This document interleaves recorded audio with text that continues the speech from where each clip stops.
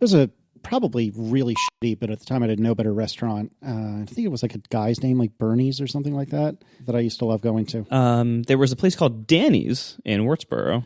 Maybe that's what I'm thinking of. I don't know. It was really shitty, I think, but I loved it as a 10-year-old. Yeah, everything there is really shitty. Fair. It's really shitty, but you loved it, Casey? Huh. No, I don't. It's very on brand, isn't it? Out of character. In the grand tradition, we are recording in the middle of the World Series. And was it a couple of years ago that we actually ended up like live commentating on the game? Because I think that was Game 7. I wouldn't call it commentating. Well, fair. We were talking at the same time the game was going on. Right. We did acknowledge the existence of the game. And I believe we were trying to figure out what was going on. It was in the post show. Yeah, it didn't make the actual edit, but because it was like I really tried working it in, but there was nothing to be saved there. It was truly terrible. But hometown heroes, the Washington Nationals, are in the World Series in Game 7, which means this is the decider to figure out who is the best baseball team in the land. And I really generally don't care for baseball, but every once in a while, it's like a cup of coffee, right? I have like 2 cups of coffee a year, and I'm like, yeah, I think today's the day. And then I go back to not drinking it ever again. Today's the day for baseball for me. So I have it on the side. Like I respect the idea of sports, but I've never had like a team affinity. So I can follow what's going on in all the major sports games. Like I know the rules enough to know what's going on and to follow the games, but I just don't have anybody that I really care about rooting for. Now, where this comes in handy is I actually really enjoy going to a baseball game, but I couldn't give 2 craps who's playing or what kind of game it is. And so the best thing to do is go to AAA games, because they're super cheap. You can get great seats. It's a lot easier. Like everything about them logistically is easier and cheaper. And the food is fine. You can get like a hot dog and hang out. And if you don't care if the team you're seeing is like a super pro team or not, it's a great option. Yeah. We have the Richmond Flying Squirrels, which once upon a time were the Richmond Braves. And they were a feeder team for the Atlanta Braves, but I forget who they feed now. It might be the Giants. I want to say it's the San Francisco Giants that they feed. But anyway, I've lived in Richmond over a decade, have never been to a Squirrels game, which is kind of unfortunate. Nor did I go to a Braves game before that. But Aaron, her dad is a huge baseball fan and a huge Atlanta Braves fan because he grew up here and, again, feeder team, blah, blah, blah. And so what I've understood through many, many, many different family stories is that Erin's dad would put her with her, little curly blonde hair, and when she was like 6 years old or 8 years old or whatever, and put her in whatever area that you would get autographs on baseball cards. And so she would get autographs from all these different baseball players, and a lot of them, went on to do nothing. But from what I understand, she saw, oh God, it's not Alex Rodriguez. Who was the incredibly popular Yankee that, oh God, please don't put this in the show. Gruber will murder me. I'm trying to blank now. Derek It's been Jeter? a long week. Yes, thank you, Derek Jeter, who apparently was a total asshole. Getting confused with A-Rod, huh? I know. I'm sorry. All the baseball people are so angry at me right now. But anyway. To be fair, all the baseball people aren't listening right now because they're watching the World Series. That's also fair. But anyway, so Aaron grew up with baseball, and I just never really cared for it. However, I did go to a Nationals game years ago and loved it. And I agree with you, Marco, that going to a baseball game is surprisingly fun. So how are they the hometown team? Is this like New England Patriots where like an entire region claims a team? Because what do I have? I mean, is there a North Carolina team? This is as close as I get to a Virginia team. I'm trying to think. There's no West Virginia. Tennessee borders Virginia, but it's way on the other end of the state from me. Like, easily, this is the closest Major League Baseball team. You could claim the Red Sox, so Connecticut could be your hometown. No, F you, John. No way. So here's the thing. No. You don't understand, John. You're coming at this like a damn asshole. So here's the thing. the way, if you look at Connecticut, it's like it's a rectangle, right? That's a little bit wider than it is tall. And yes, I know Connecticut's tiny. Ha ha ha. But if you split Connecticut right down the middle, which is roughly where Hartford was, if memory serves, the western half of the state is the good half. That's the state that roots for the Yankees, and that's the state and the Giants, or if you really hate your life, the Jets or the Mets. Oh. The eastern half of the state has been infected by Boston, and they root for the Patriots and the Red Sox and all those terrible teams. The western half, the only thing the western half has going for it is tons of extremely rich people, if you consider that having something going for it, right?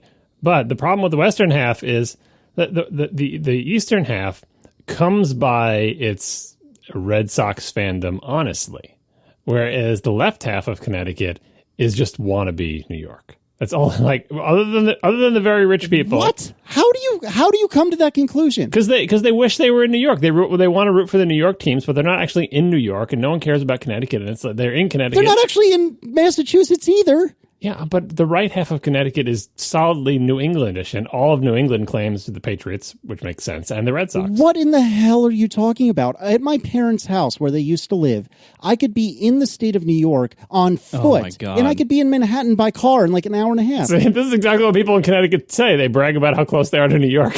Well, but I can get the New York radio stations. I don't have any particular opinion with you saying that Connecticutans want to be New Yorkers or whatever. Fine. That's okay. Sure.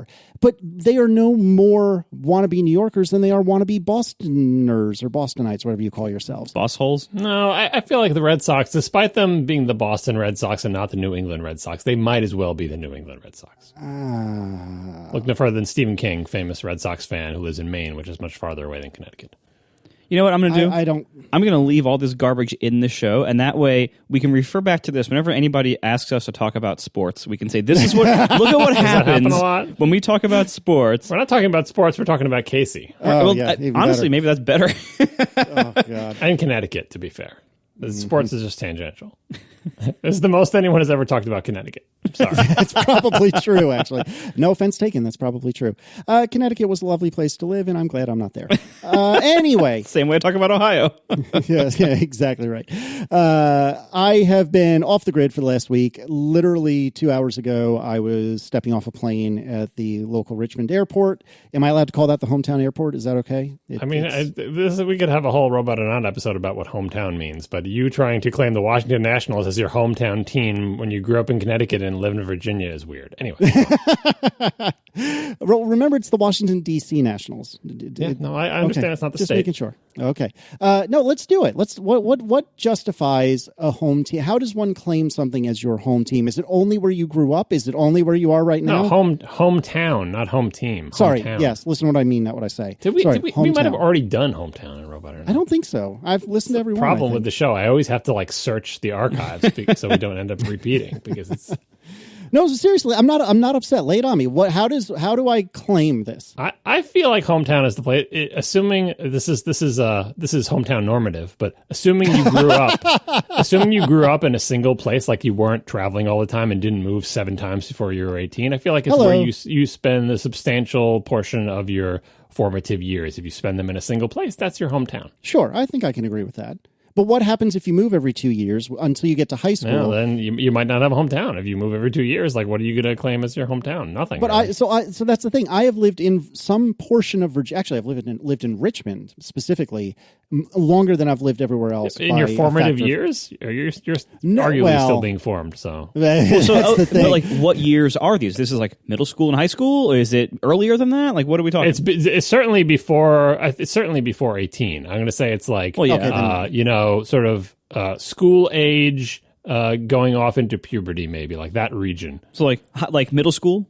Because if you went someplace else for kindergarten and first grade, who cares, whatever. But I'm saying 5th, 6th, 7th, 8th, 9th, 10th, that kind of range, 11th, that's sort of the meat of it, don't you feel like? Oh, yeah, yeah. So if you were in the same place for most of that time, this becomes an easy question. But if you weren't, it becomes complicated. Yeah, you might have to, if you were in 2 places, maybe that you could still try to claim both of them. My early childhood was, this is my hometown or whatever. But I feel like you just have to end up picking one. But if you moved a lot, you just might not have any singular hometown. I mean, I feel like the rules are pretty clear that if you moved a lot, that kind of sucks. And so the reward you get for having tolerated that is you get to cherry pick at any given time for any given question. I agree. You get to pick what's the best answer for this right now? What can I claim as my hometown for this particular story or scenario right now? Amen, brother. So John, I moved in the beginning of 8th grade, and I moved from having bounced around every 2 years for most of my childhood. In 8th grade, I moved to a little tiny town in western Connecticut called New Fairfield. I was in New Fairfield, Connecticut from 8th grade through my graduation from high school. That's pretty solid. Oh yeah, that's your hometown. It's 8th grade through high school graduation. That's it. That's it right there. Yeah. Okay, so that's fair. I'm on board so far, but now as an adult, admittedly as an adult, and I am on board with what you're saying about formative years. I'm not challenging you yet, but I have lived in Virginia, and specifically Richmond. Well, I've lived in Richmond since 2008 and Virginia since 2000. So it's been almost 20 years that I've been in Virginia in some way, shape, or form. At what point do I never, do you never get to claim Boston as a hometown, John? Because there's one word you can change in this thing, and you might have, I don't recall what you said, but there's one word difference here, right? If you say, I'm rooting for my hometown team, that's incorrect. Your hometown team would be something in Connecticut or whatever, right? The new Fairfield tire factories. Yeah. If you're rooting for the hometown team, then that might be valid, assuming what you say. I mean, assuming that the Nationals are the hometown team of people in Virginia. Like you said, may have slim picking, so I guess that's it for them. Unless there's something in some part of North Carolina that I'm not thinking of. Because maybe in the same way that people stretch out from all over New England to claim the Red Sox, could you stretch all the way down to get the Braves in Atlanta? I think that's too far. See, that's why. What is it? Who is the Panthers? Is that right in North Carolina? The NFL team. That's football. Yeah. No. I'm saying I think it's slightly reasonable to claim the Panthers if you're from Richmond, because the only other choice you have is the Redskins, and everyone hates the Redskins. So what are you going to do? And for me, I choose to root for the New York Giants because my entire family is rooted for, well, I don't pay attention to the NFL anymore, partially because the Giants suck and partially because the NFL really sucks. But and the Giants are in New Jersey, which is a sore point. Well, that is that as well. But anyways, so I think if I were coming of age, so Declan, for example, if he paid attention to football, I think it would be reasonable for him to claim the Carolina Panthers, or if he really hated himself, the Washington Redskins as his hometown team. Because even though they're a state away, it's still, there's such slim pickings. There's not 44 sports teams like there is around you guys. Well, don't get Declan into football because it causes brain injury and it should be agreed. Abolished. And the NFL is pretty evil. Yes, for other reasons as well. So, Marco, at this point, I know you do not believe in sports, but if you were to believe in sports, would you elect to believe in Ohio? The sports teams from Ohio? I don't even know how to say this. Would you root for things from Ohio, or would you root for things from New York? Oh, it would be hard. So, my home place, my birthplace / hometown is Ohio, Columbus, Ohio / Bexley, Ohio. But where I consider myself, quote, from, if somebody asks, where are you from, who's just meeting me, I'm probably not going to say Ohio, because that usually is more of a question of where do you live right now?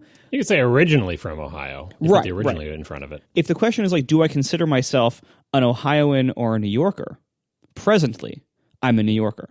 I've been here for, over a decade. I think that counts, right? Yeah, so, okay, yeah. I am a New Yorker. I am from Ohio originally, and my hometown is Columbus, Ohio. But I am currently a New Yorker. Based on that, I feel like I could pick either one. And as long as I don't change my affiliation too frequently, I feel like I kind of just pick whichever one has the best record or the most fun colors or whatever. I was going to say nicest outfit, but you beat me to it. Yeah, right. I mean, I do like red, and so I'd probably go Ohio State. But here's the other complicating factor is the other complicating factor is that I'm from Columbus, not Cleveland or Cincinnati. And those are very different places, and they're Cleveland is basically in Lake Erie, and Cincinnati is basically Kentucky. Columbus is kind of its own, island in the middle of a sea of cornfields. And so I don't have even when I was there, no one in Columbus gave a crap about the pro teams that were in Cincinnati or Cleveland, and Columbus doesn't have a lot of pro teams. It doesn't have an NFL or MLB team in Columbus. So Columbus is really all about Ohio State. That's the whole thing there. No one there cares about the pro teams because there aren't any. So it's all about Ohio State college football and basketball. And so I would have a hard time caring about any other teams in other sports from Ohio. If I had to pick a football or a baseball team that was not college, I wouldn't be able to really from there. Ultimately, though, the Ohio State red is not a great red. It's technically scarlet and gray, and they're kind of crappy, muted. I don't like the red and gray combo that Ohio State uses, so I probably wouldn't actually vote for them. But I don't know. New York stuff's I don't like the way they mix in the yellow with the blue, and so I don't know. I'd probably, and also I kind of feel like New York. It's what am I going to do? Like, be a Yankees fan like every single person on Earth? Like, I feel like that's kind of like overdone, kind of cliche to be a Yankees fan, right? So, like, I don't know. This is why I just stay out of it. Well, I mean, the easy option is to do what everyone else does, which is to root for the Steelers, the Cowboys, and or the Yankees, because they were good when you started paying attention, and then you just claim it forevermore. I will say, I lived in Pittsburgh for a couple years, and it was really fun to root for the Steelers in Pittsburgh because they happened to be really good then, and they didn't have any of that baggage of like everyone loves them like the Yankees, at least at the time. This is like 2005. Everyone loved them back then. Well, sure. but like there was also a clear pick. Like if you lived in Pittsburgh, you rooted for the Steelers, and so we didn't have the problem that Columbus had, where there's kind of no pro teams, and there wasn't the problem of like being overdone like the New York teams were. So that was kind of fun. I enjoyed being a Steelers fan for 2 years, and I still didn't care that much, but like everyone else around me did, so I was able to participate a little bit more, and like that like I was there when they won a Super Bowl, so that was really fun, like to be in the town then, and everyone was all involved with that, so that was kind of fun. But it was clearer there than it is here. I don't know. Steelers are definitely on the list of, like the Cowboys, the team that everyone roots for, even though they have no allegiance whatsoever. Now, you get an exception here, but no allegiance whatsoever to Pittsburgh or Dallas. Like Gruber rooting for Dallas, I have never really understood, or the Yankees, actually. But, to each their own. My father-in-law loves the Cowboys as well. I beat him up for this all the time because he has absolutely no affiliation to Dallas whatsoever. I think it's just that when he started paying attention, they were extremely good, and so that was his team. See also Chicago Bulls years ago, back when Jordan was around. When coincidentally, I lived right outside Chicago, so I get to claim the Bulls forevermore, which last I heard was still not good. But that's right. We should probably move on from the Accidental Sports podcast / See, Robot or Not. This is so bad that I want if anyone from Apple is listening right now and just so frustrated and yelling at their phone at how we're butchering sports, I want you to know that this is your fault for not releasing that 16-inch MacBook Pro yet. This is what you get. We are sponsored this week by Backblaze, unlimited cloud backup for your Mac or PC. Go to backblaze.com/ATP to learn more. I love cloud backup. You don't have to remember to do it. You don't have to have like a particular hard drive that you remember to take out of the closet or go get from a safe deposit box and plug it in once a month or anything. It's just automatic, continuous cloud backup. So it just automatically runs in the background and you always have it. You can't possibly forget about it. And they bring this to you with unlimited transfers, unthrottled speeds, and unlimited space for any hard drives connected to that computer for just $6 a month per computer. It's even less if you pay for year or 2 year plans. I got to say, I love Backblaze. I've been using them since long before they were a sponsor of the show. There's a reason why I use them. I've tried the other ones, and believe me, Backblaze is the best cloud backup solution out there, and it has been for years and years and years.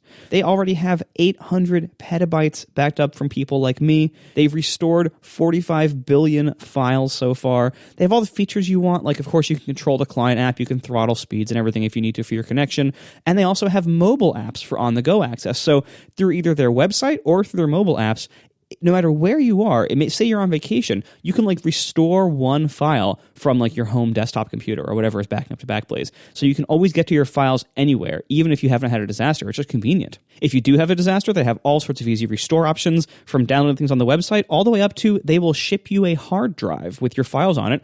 And if you return it within 30 days, they'll give you a refund on the price of the drive. They even now have version history upgrades. They already have 30-day retention for any kind of change you want to make. You can go back 30 days and recover stuff. But with version history upgrades, if you pay a little bit extra, you can get retention up to 1 year or longer. See for yourself, backblaze.com/ATP, by far my favorite cloud backup solution out there. I've been using it myself forever. I pay for it myself. It's just wonderful. Backblaze.com/ATP. Thank you so much to Backblaze for sponsoring our show.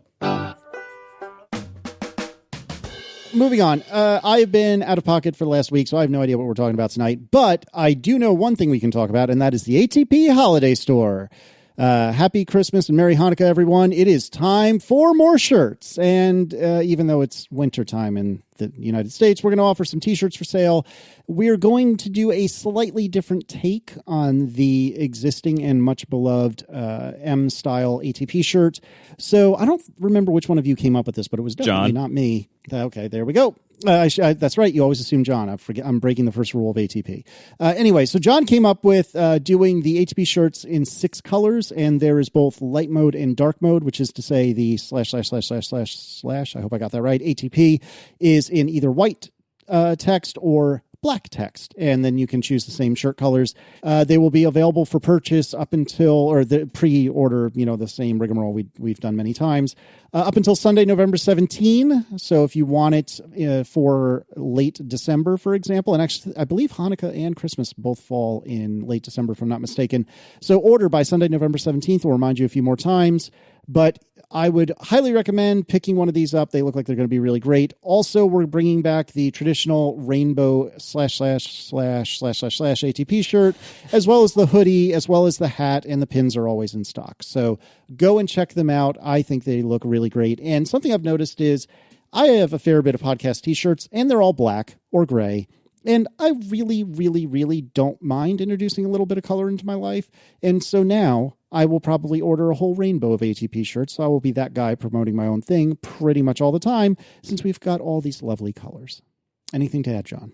Men's and women's style and 100% cotton and tri-blend. So the number of permutations is very large before you even consider the returning merchandise. That's true. I'd forgotten about that. Yes. 2 of us don't mind the tri-blend, and one of us is extraordinarily particular about 100% cotton. So I like both. I have a mix, but I like there to be options. So behold, there are options. That's, by the way, that's part of the reason why we have the colors and we have the ink that's black and the ink that's white, is because sometimes a shirt looks better with the black, sometimes it looks better with the white, sometimes it looks good with both. And so it's like, look, you look at the shirts, you decide which one you think looks better, and buy the one you like. So problem solved. John is like the all of us nerds when it comes to this stuff. Like, he wants to offer every single possible option for everything. And I'm like Johnny Ive versus Buttons. I'm like, can we just have like 2 good options and that's it? Just make the decision for you. Listeners, you have to understand, Marco is not making this up. This is exactly how this conversation goes every time. Single time. Every time, John or me, it can be either one of us, but John or me decides that we should have a whole plethora of options. And every single time, Marco decides, no, we need to cut it down to 1 or maybe 2. So you're welcome, everybody.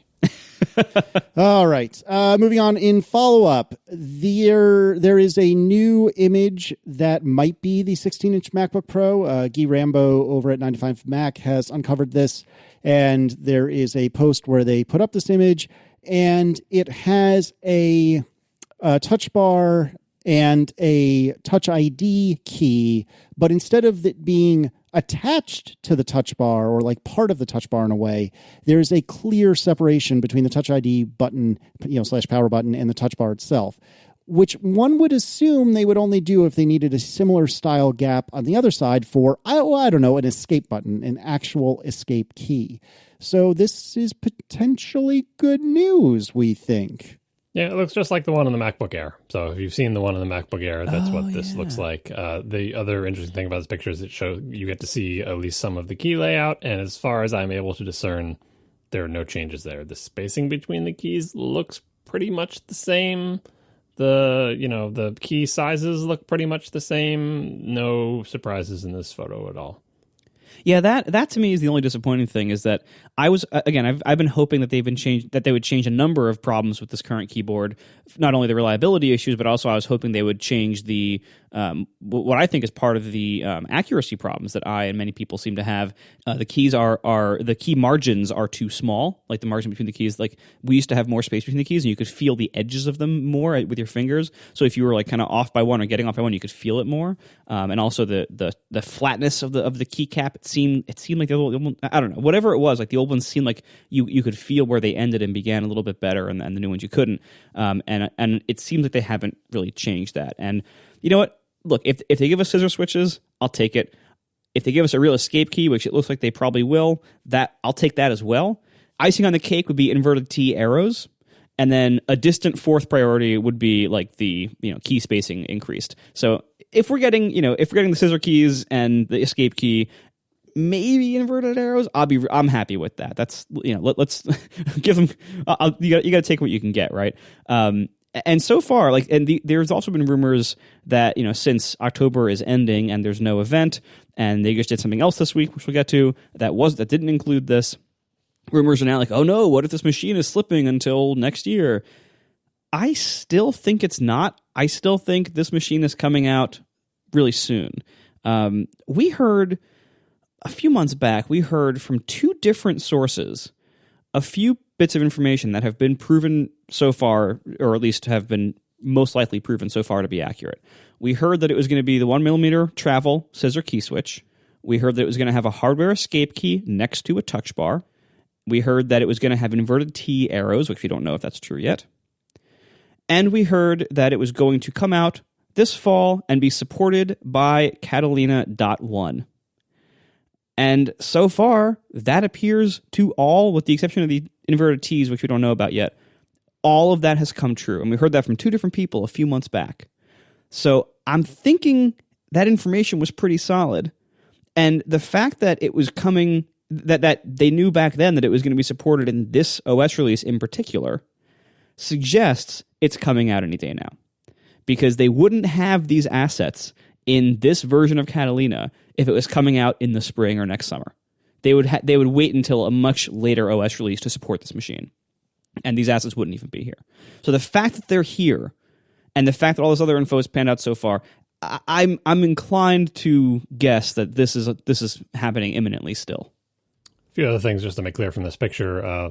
It looks so much like the other ones in all other ways. It's got the little holes next to the keyboard that look like they're the same size, the same number of holes, the same position, the hinge, everything about this picture looks exactly like the previous ones. Obviously, you can't see the fact that the size might be different because I think it's cut off before you see the edge. You can't see the arrow keys, as we already alluded to, so we can't tell anything about them. But it's further confirmation of the sort of iconic illustration of the computer that we talked about in the last show. But this appears to be an actual photograph, it's probably an actual photograph, I think. Alrighty. Well, let's see what happens. I'm hopeful. I don't know if I'm going to get one of these, but I'm hopeful. Moving on, iOS 13.2 is out. I waited until I got home to upgrade my phone, and that's the only thing I've upgraded so far. Is it safe to update now for those of us who are holding out on the iOS 13 debacle? Are we good to go now? This is the least crappy version of iOS 13 yet. Hooray! That's their slogan, right? Yeah.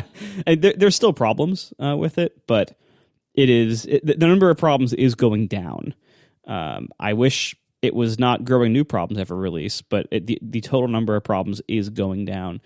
So it is getting better. If you really want to upgrade to iOS 13 and you haven't yet, then go for it. It's good enough.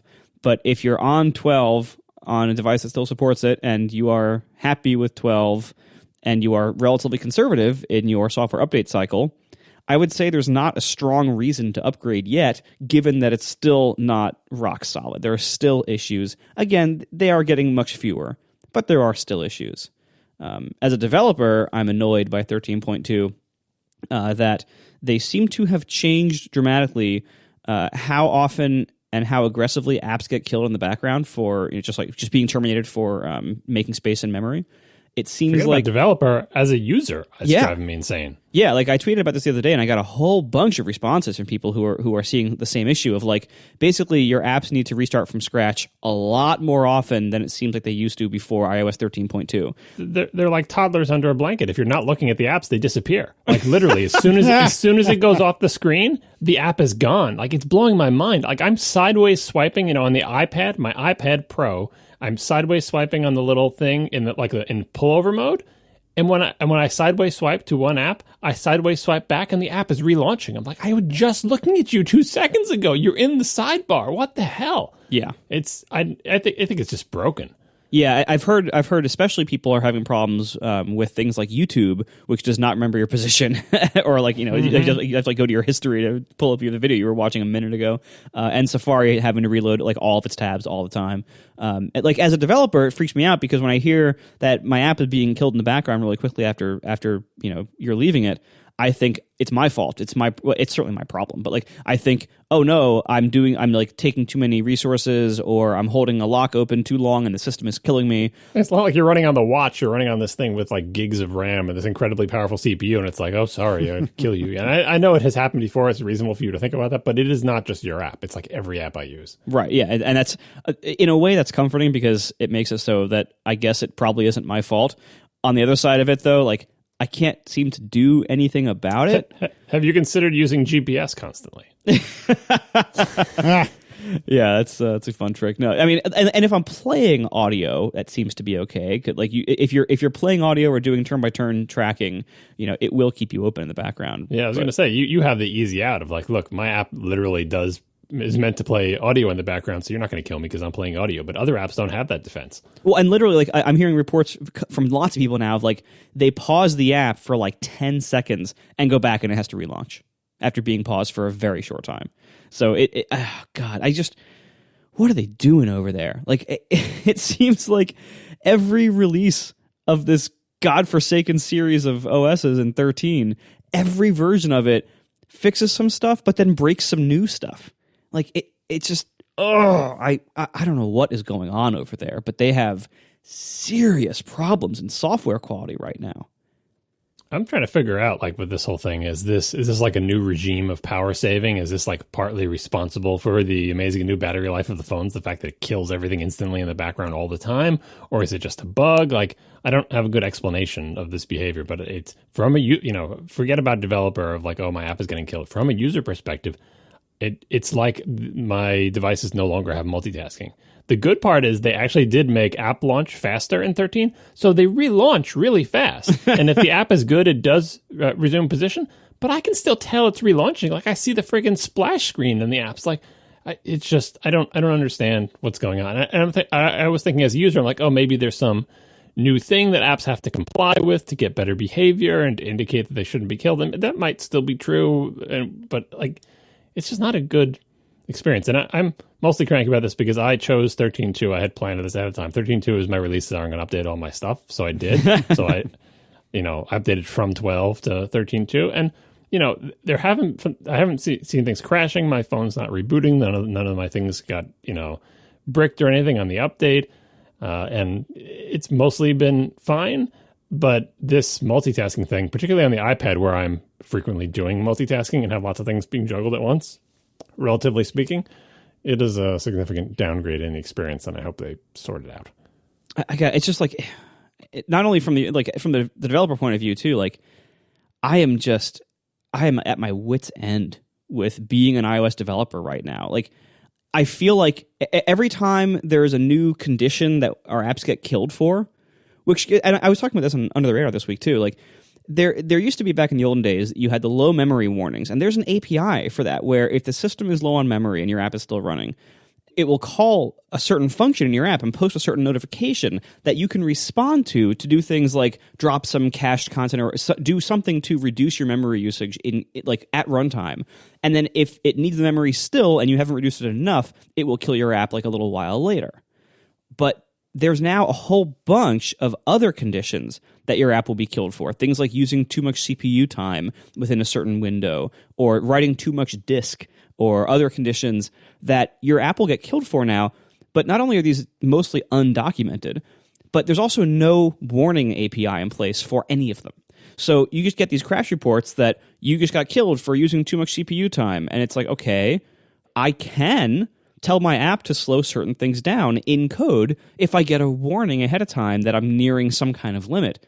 But again, these limits are mostly undocumented, and they change between OS releases, and there's no notification API to tell me that I'm getting near a limit. So all I'm left with is, okay, I just get killed every so often for reasons that you just made up in this OS release and didn't tell me about. And there's nothing I can do about it. And like a stack trace, when you have like a CPU usage termination, is usually not very useful. So I don't really know like what my app was really doing during that. And so it's just really like, combine that with stuff like this new termination problem in 13.2 and the problems of 13.0 and 13.1 that also broke all of our apps in different ways. It's a really, rough time to be an Apple developer right now. Like it's leaving such an incredibly sour taste in my mouth that like not only can Apple not get its stuff together on their own software, but now they're making my life hard and making things bad for me and my customers for my software because the environment that it's running in is both unstable itself and is acting increasingly hostile towards my app. It's like they don't even want us there.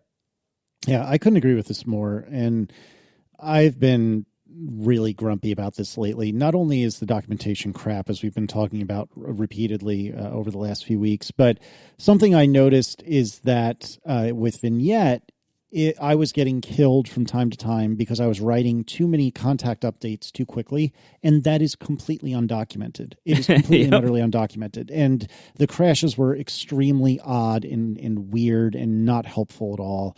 And there was no way for me to do anything and like throttle it, just like you were saying. I mean, you were saying the exact same thing, Marco. There was nothing I could do about it because there was no limit that I knew about. And I asked around with people I know internally and got some like potential answers, but it's just extraordinarily frustrating that I am at least an okay developer and I can work around these limitations as long as you tell me what the limitations are. And if you're not going to tell me, then what am I supposed to do? It's absolutely infuriating. And I look at what Apple's doing and I am impressed. And I don't know if we're even going to talk about the AirPod Pro or AirPod Pro. Wow. We will.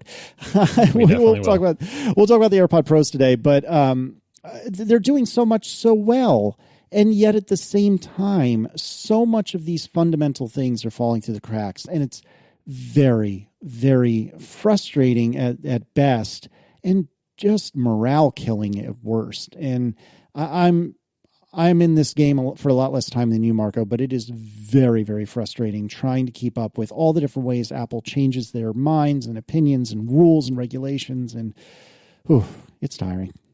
As developers, when the platform is basically quicksand below our feet, and when the platform is both rapidly changing and has a bunch of its own bugs that keep changing as well.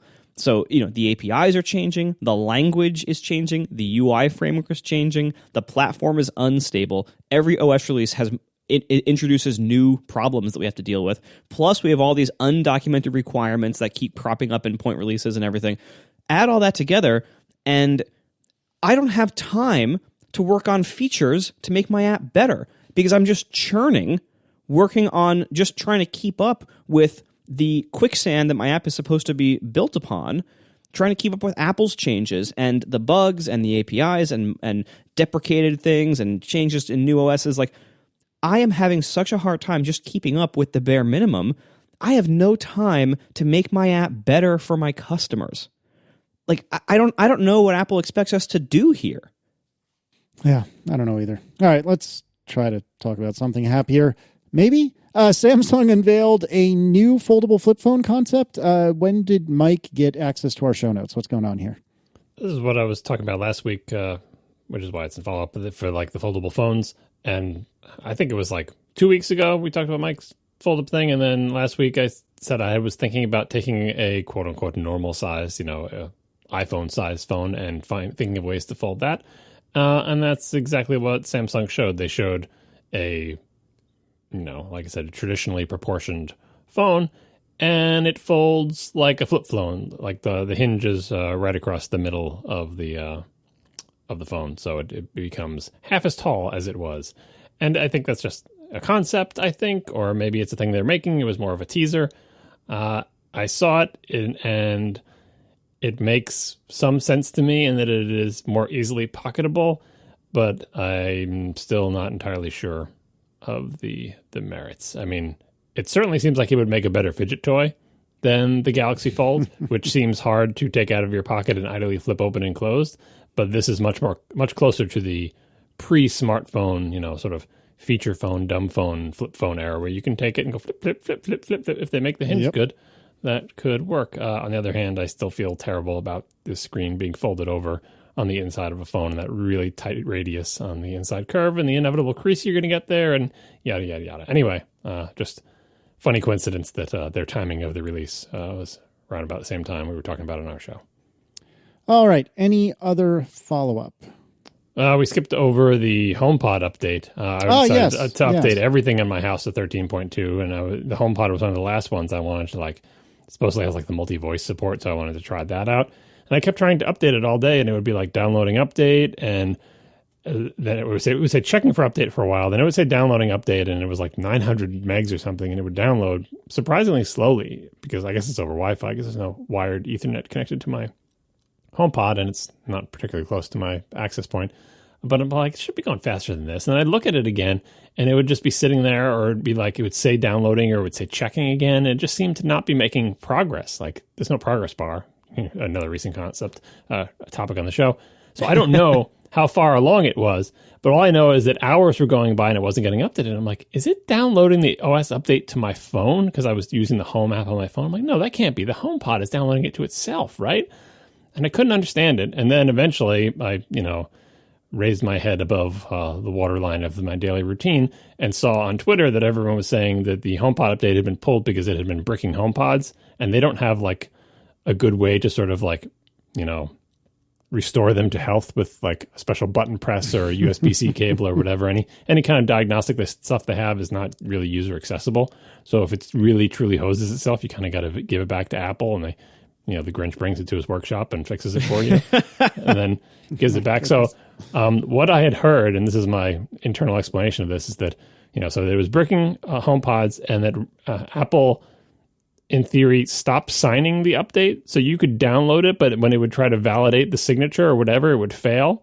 And then it would just download it again and try to validate the signature and fail again. I don't know if this is true. This is what I had been told. And it explains why my HomePod, and I spent most of that day repeatedly downloading 900 megabytes of OS update only to find that it could not install it.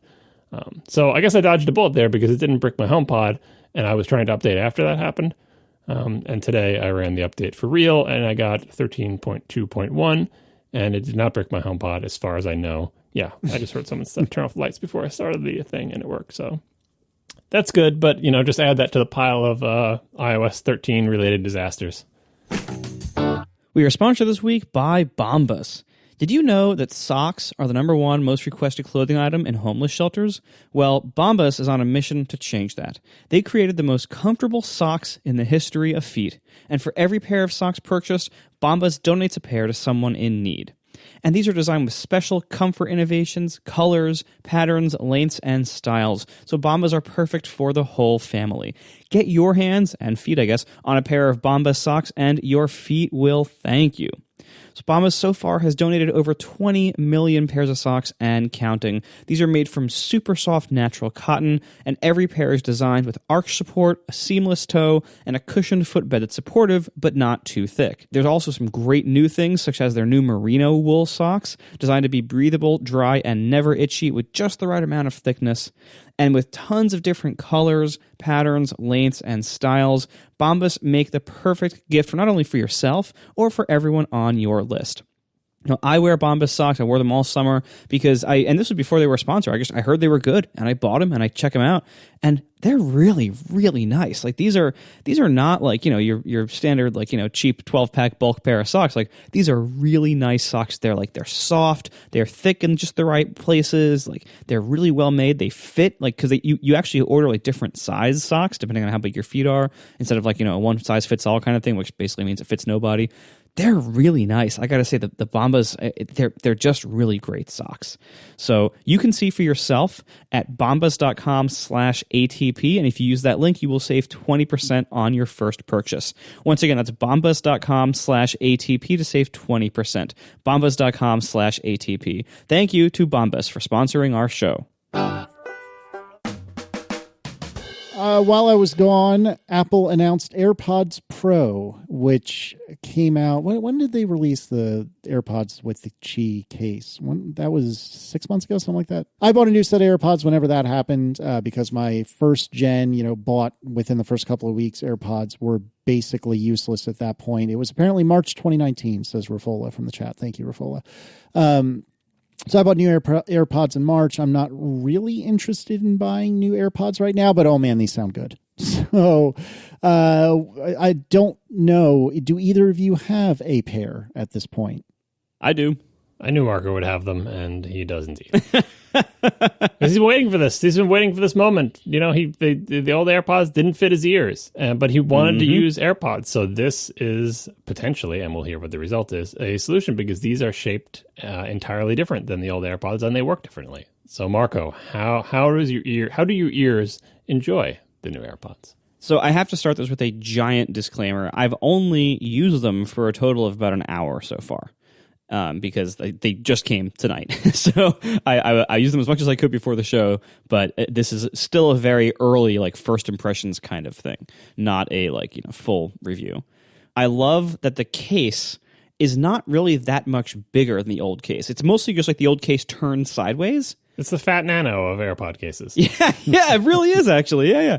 It's I was afraid when we started hearing rumors about these that it would be some kind of, like, giant bulbous case that wouldn't fit in the iPod Nano pocket in your jeans, but it still does. Like, it sticks out a little bit on some jeans, but, like, it's, you know, it's very similarly sized to the old AirPods case. You just turn it sideways and it's that way.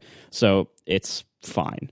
And that makes me very happy, because all I've wanted all this time is some kind of headphones that I could keep in my pants pocket and always have around and be comfortable that way. And only the previous AirPods ever really did that for me. But again, as mentioned, I had comfort issues with them and falling out issues with them.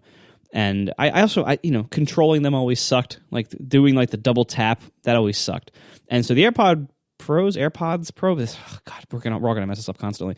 AirPods Pro, they fix a lot of these problems. So first of all, they come with 3 different size tips, very similar to the way the Power Beats do. Although these aren't the same tips; they're different shapes. But, you know, 3 different size tips. Very, very happy about that. I tried them with the size that comes on them, like the medium size, I guess it is. The medium size seems to fit me great. I don't think I'm going to change to the other 2 sizes. I ran the cool test that it does, where, like, it plays some music and listens using the exterior microphones. It listens to see, like, how much sound is leaking out and how much is getting in, and that kind of tells you, like, whether your fit is right or whether they're not sealing properly. And the test passed for me, so that was pretty cool. So I think I will probably be sticking with the medium-sized tips that come on them. And after about an hour of wearing them, I felt fine. It wasn't as comfortable as over-ear headphones are for me, because it was still something in my ear. And if I'm going to be wearing something for, like, an hour or more, I would rather wear either over-ears or Aftershocks, the bone conduction ones, because those, similar thing, like, they don't have anything in your ear. But if I'm going to have something in my ear, this is the most comfortable one I've found yet, on par with and slightly better than the Power Beats Pro. So that was really nice. You know, again, I'll see how it goes with longer sessions, but so far so good. Noise canceling on them, I haven't had too much time again to play with it yet, but it seems to be, like, moderate strength. It's nothing like what you get with the big over-ear Sonys or Boses, nothing like that at all. But it is, you know, it reduces sound somewhat.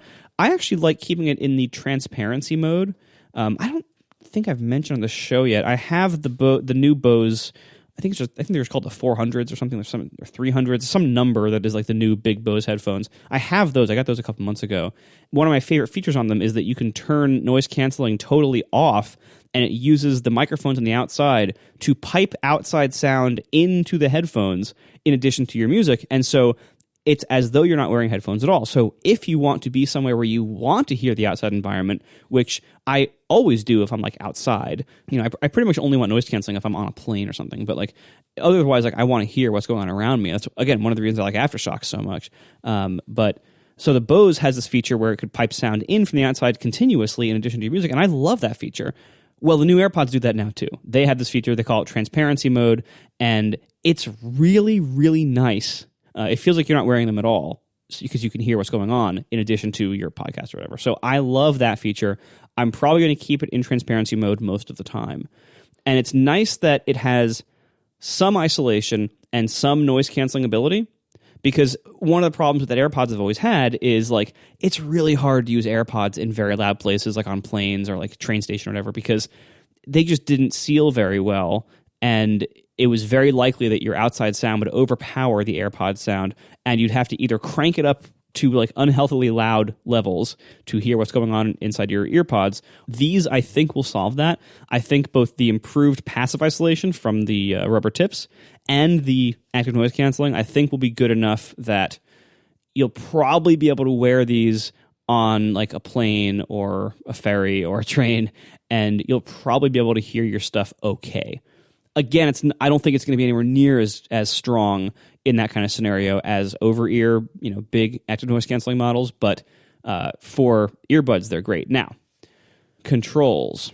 They've totally changed the control scheme here.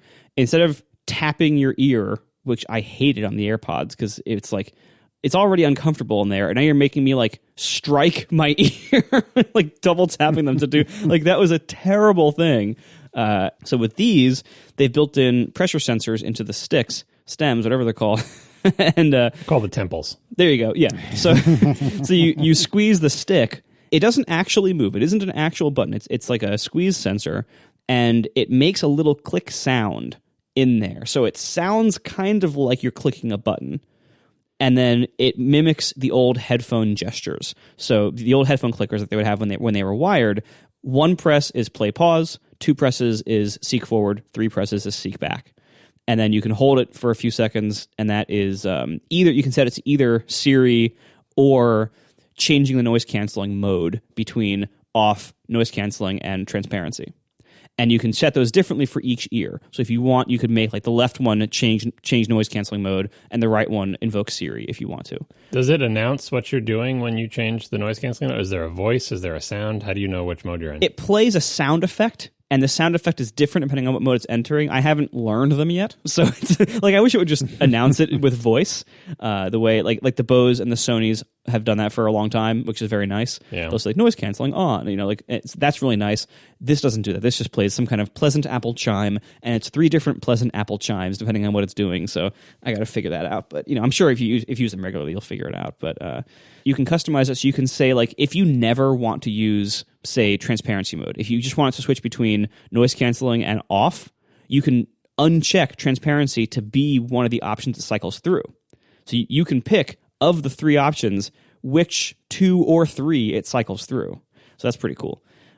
The old tap gestures are not present here. You cannot also do double taps on them to do the old things. It's only the squeezing the sticks now.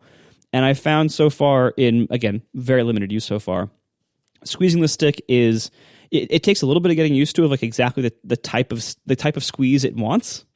But once you get it, it seems pretty reliable. It seems like once you get the hang of like what it wants you to do, it's pretty good. And the little audio click sound that it makes when you've done a button press is very helpful to have that kind of feedback, to know like I did it.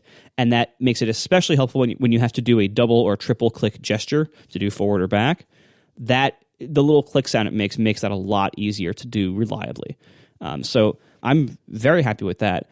There is still no way to adjust volume on them. That's a little annoying, but it's if you used AirPods, you know what that's like, because that's how it's always been. So I guess if you have Apple Watch or your phone nearby, you just do it on that. Or I guess you could use Siri, but that would suck. I've done that though. Sometimes my hands are full of stuff in the kitchen, and I do want to change the volume, and I have actually asked the dingus to do it. Yeah, I'm sorry. I mean, it's better than having no options. That's fair. Yeah, it's a high bar. So control-wise, like they're not as good as headphones that have like dedicated buttons or a large touch surface. They're not as good as that. But for tiny little earbuds, they're okay, and they're certainly a lot better than the original AirPods in the control department, in my opinion. So finally, we've done comfort, we've done controls. Finally, we get to sound. These sound really good. They don't sound as good as great full-size headphones, but they do sound as good as okay full-size headphones. I would even say they sound as good as decent full-size headphones. They sound, to my ears, better than anything Bose has ever made. They're on par with the Sonys, like the Sony like WH-XM1000, Mark II and III. They're similar to that in overall quality. Not the same tonal balance. They have a little bit better bass, a little bit smoother mid-range. they're a little weak on the treble response, so things don't sound as like crisp and airy as they could. Also, in headphone reviewer terms, they don't have a very wide sound stage. What that means in headphone terms is like, how wide does it seem like the room that you're in is? Like, how does it sound like you're in like a big airy open space, or does it sound like people have shoved speakers into your ears? When you have like larger, better headphones, they use tricks to simulate a wide sound stage, and it makes it sound more pleasant. AirPods don't do that, and neither do the AirPod Pros. But again, these are earbuds, and the whole time I was wearing them, I was testing them, I was listening to all these different music tracks and things I test with, and the whole time I was thinking, like, these are earbuds. I can't believe sound this good is coming out of earbuds. Because they really do sound better than a lot of full-size headphones I've tested. And overall, it's a very like pleasing, inoffensive sound. Like almost every headphone I've ever tested, I can point to something about its sound as being like, pretty severely bad in some way. Either it's like way too like boomy bass that makes it hard to hear anything else, or the mid-range where all like the vocals and guitars is all like sucked out and withdrawn, or like the treble is so aggressively rolled off to make it sound warm that you get no detail in the crispness range up there. And there's nothing like that I can say for these. Like, yeah, like the treble's a little bit weak, but it's to the point where like that could even just be like what their audio engineers find as their personal preference of how it should be. Everything about the sound is just good. I would like more treble if it's my preference, but overall, it's just good sound all around. There's nothing about it that jumps out as being too extreme or too lacking. Like it's just overall good, very pleasing. Nothing like the old Beats where like the bass was too crazy overpowering. So I really am very happy with these. Considering the convenience factor of having something that can fit in my pocket and finally be comfortable, I think for probably long spans here. I also, by the way, I had no problem with them falling out of my ears. That's another problem I have with regular AirPods is that like as I walk, they would fall out because like as you walk, like your ear moves slightly, I guess. And yeah, I had no problem there. They stayed in. I mean, I was just walking around my house because it's raining a lot today, and I didn't want to go outside for a big dog walk at night. But I will. I'll report back on if that holds during more motion. But so far, these seem like a home run, and I am so excited about that. Finally, I think I will finally be able to join the AirPods revolution here that everyone else joined 2 years ago, whenever that was, because these do seem to fit me. The case still does fit in my pocket, unlike the Power Beats, and I am just so happy at how good these appear to be. Like, they feel good, they sound great for earbuds. Again, like, they sound very good for headphones, period, and they sound great for earbuds.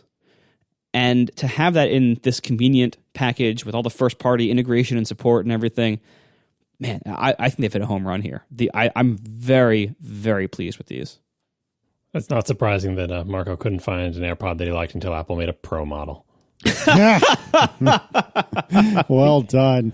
Well done. Yeah, one other thing I heard about these, speaking of Pro stuff, and I don't know if this is true, I just heard it from one person, and it would be interesting to measure, is that the latency is better, like the Bluetooth latency. I'm not sure how that could be, but I suppose it could be if they updated the chips. The other thing about these is, from judging by the pictures, it looks like there's more volume in there, more non-battery volume. Maybe some of that is air. Maybe some of that is just the shape of the case. Maybe I'm being fooled by the fact that the tip has nothing in it, but it looks like it's part of the thing. But I'm wondering if there's actually more, bigger, better smarts inside these. They say they come with H1, like there's no H2, I think, or any other kind of chip name changing. But I would love to see someone measure the audio latency to see if it actually is better. I mean, the AirPod itself, like if you discount the volume that is taken up by the squishy tip, it is. I don't think it's that much bigger. Like, and also they lost some of the stick length too. So I don't know. I don't think it's actually significantly bigger. The stick length is something I immediately, like when I first looked at these, I was all thrown off by the sense of scale. What I originally thought was that they took the AirPods case, take the traditional AirPods case with the top facing up, and they had made it shorter.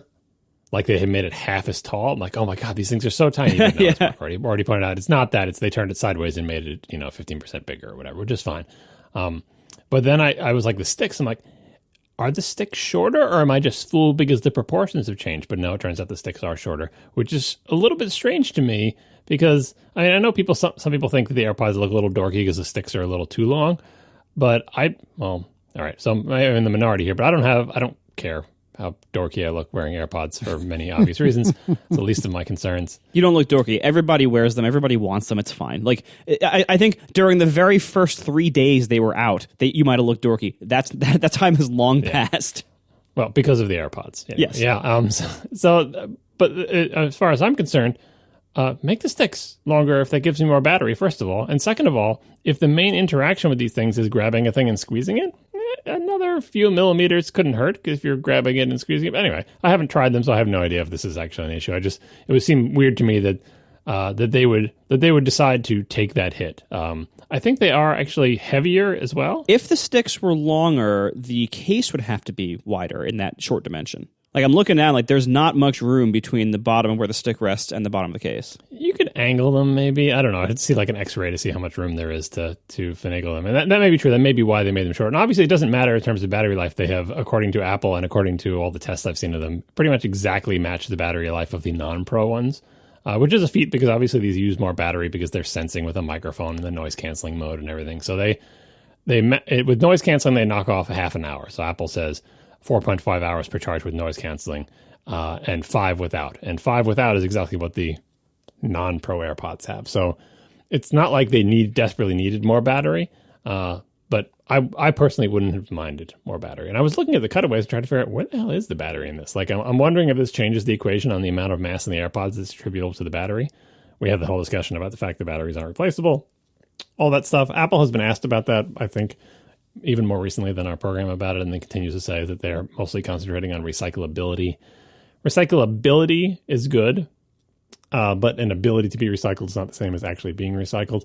So let's just reiterate for everybody. It's not for Apple's lack of trying. If you bring your AirPods to Apple, they will take them and quote unquote recycle them. I'm pretty sure. Bring them to an Apple store and they will recycle them for you. I'm assuming they don't say, yeah, we're recycling these and chuck them in the wastebasket. But anyway, see previous episode. If they did that, the environmental impact would be a fraction of what it is to like wrap and deliver one MacBook Pro probably. Anyway, I am interested in the sort of potential for a battery case for your AirPod Pros now. Maybe make the sticks longer, make the sticks a little bit thicker, and give us even wider battery life, because I think the battery life on these is fine when they're new, but as someone who's on his second pair of AirPods, there's no getting around the fact that after a certain number of cycles, these batteries are going to be shot and they're not replaceable. And I don't want to have to buy new ones, especially now that the price for new ones has increased to $250 if this is the model you get. So you make that battery bigger, it lasts longer, it gets drained less severely, it doesn't go all the way down to, 5% power or whatever. All that could contribute to a longer product lifetime for these things. So there's room for revision too, as always. I got to say, these are so good. Oh, a couple more little things before I forget. The cable in the box is a Lightning to USB-C cable, not a USB-A cable. That's a nice little touch. We're moving into the future, finally. And it also, again, it comes with all 3 different ear tip sizes of the rubber tips that it can make. And I'm sure in 3 seconds there's going to be like a million on Amazon too, in case these don't fit you. And then also the price of the replacement tips they've disclosed is $4.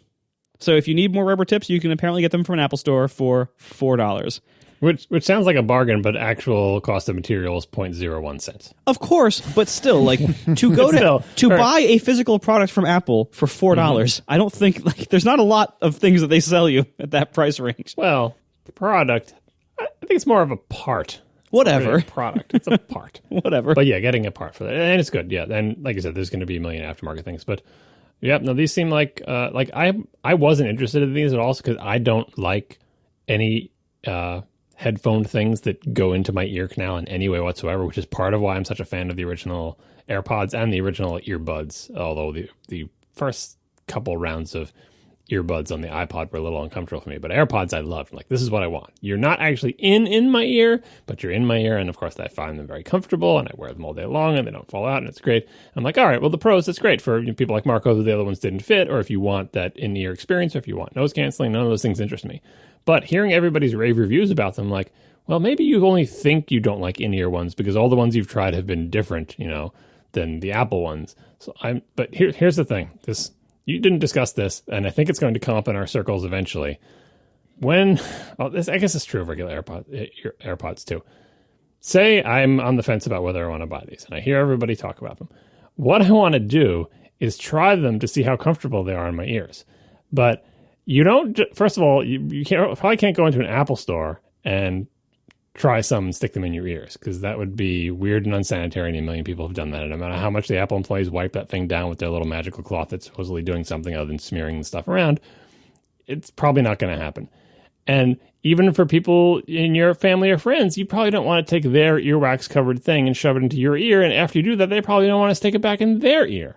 I mean, I suppose you could bring your own tips, but the tips probably get wear and tear being torn on and off. So there's this try-on problem with these, that how do I know whether I should try buying these things? Now, you could buy them and return them. There's like that 14-day, whatever their return window is, I suppose.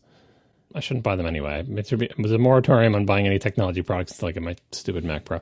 But you got to save all those pennies. Hey, wait, before we move on, how much do you want to bet these cost less than the Mac Pro wheels? Oh, for sure. These cost less than one. These cost less than one Mac Pro wheel. Yeah, so any day that'll come. But yeah, so I'm actually intrigued by this, not because there are any particular deficiencies with the existing ones, but because the noise canceling, I mean, even though it's not a feature I really want, hearing that is just kind of like a more tame version of noise canceling, and not as oppressive as the other ones. A lot of people saying like that because there's this little air channel that it doesn't give you that weird pressure feeling, which I don't mind, and but whatever, I think it would be good. And the other thing I had been assuming, and maybe Marco, you can tell me if you experienced this, I assumed the transparency mode wasn't just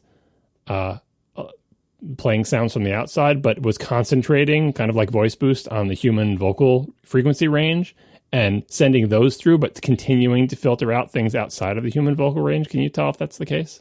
Again, this has been very limited use and only in one house, like with a TV on for reference, but it seemed like it was not doing that. It doesn't sound totally unfiltered in transparency mode, but it does sound like it's not strongly filtered. Any perceived difference in outside sound versus what was being piped in could have been chalked up to like the microphone's response pattern to different frequencies rather than a deliberate filtering.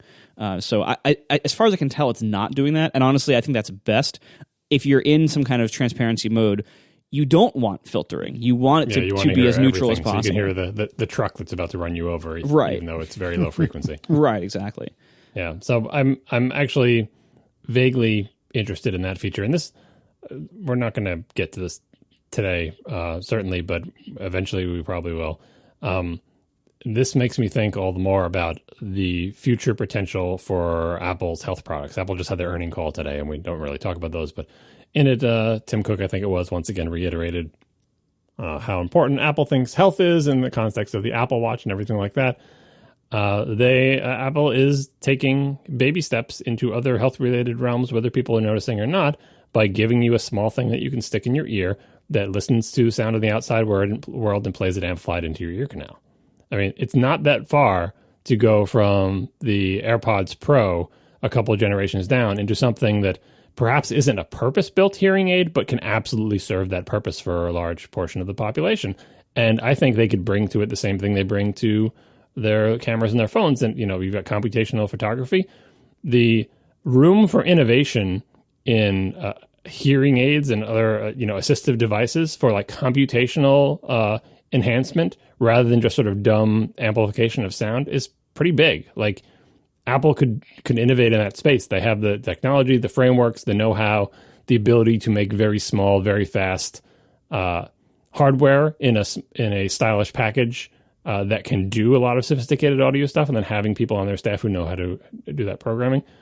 I can see it. It's like, it's not far away. Like they could have a product like that out by next year. And although they're not positioning the AirPods Pro in any way as an assistive hearing device, I think even hardware-wise, some capability for that might already be there and could even be applied to the software update if that's something Apple wanted to do. A couple more quick notes before I forget. Number one, I think these actually might last longer than the old AirPods did, simply because there's a lot less potential for the earwax to gum up the important parts on the inside. Because the different rubbery tip structure, I think, will keep your earwax further from the drivers and from the actual the little speaker grill on the inside.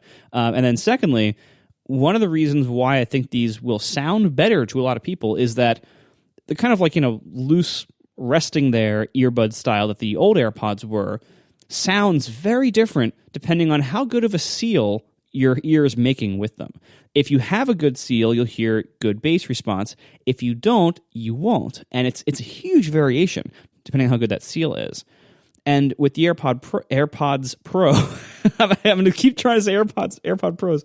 With the AirPods Pro, because of the rubber tip structure there keeps a much more consistent seal. It doesn't. There's much less variation. Like, you put it in and it's sealed and it stays that way. And it's you don't have to push it or adjust it or anything like that to really get anything there. So the way that AirPods originally sound so different to different people, I think the AirPods Pro will sound good to almost everybody because the different sealing structure it has there. So an unfair question, because you weren't the biggest fan of the AirPods. It's for someone like me who loves his AirPods and doesn't fly but a couple of times a year. Is it worth it to get new ones? Because sitting here now, I feel like this is one of those really good holiday gifts, right? Other than ATP shirts at atp.fm/store. It's a really good holiday gift in that it's something I want, but I don't want to pay for myself because I have perfectly good AirPods. Where do you feel this lands? Is it something that's significantly better on account of the noise cancellation or the sound or what have you?